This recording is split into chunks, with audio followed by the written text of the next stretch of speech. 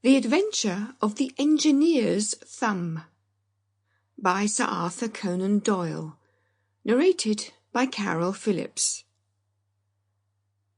Of all the problems which have been submitted to my friend Mr. Sherlock Holmes for solution during the years of our intimacy, there were only two which I was the means of introducing to his notice: that of Mr. Hatherley's thumb, and that of Colonel Warburton's madness.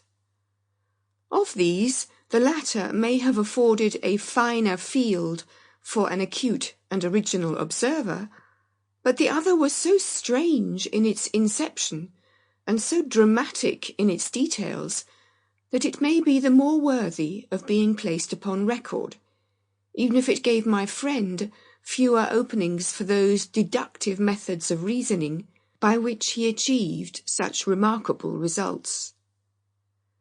The story has, I believe, been told more than once in the newspapers, but like all such narratives, its effect is much less striking when set forth en bloc in a single half-column of print than when the facts slowly evolve before your own eyes, and the mystery clears gradually away as each new discovery furnishes a step which leads on to the complete truth.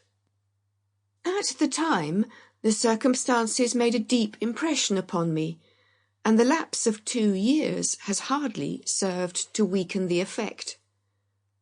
It was in the summer of '89, not long after my marriage, that the events occurred which I am now about to summarize.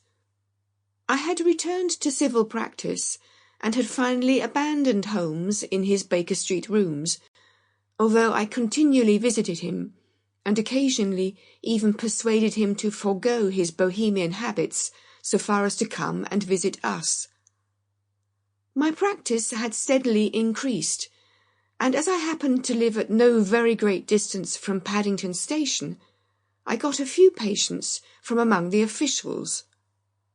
One of these, whom I had cured of a painful and lingering disease, was never weary of advertising my virtues, and of endeavouring to send me on every sufferer over whom he might have any influence.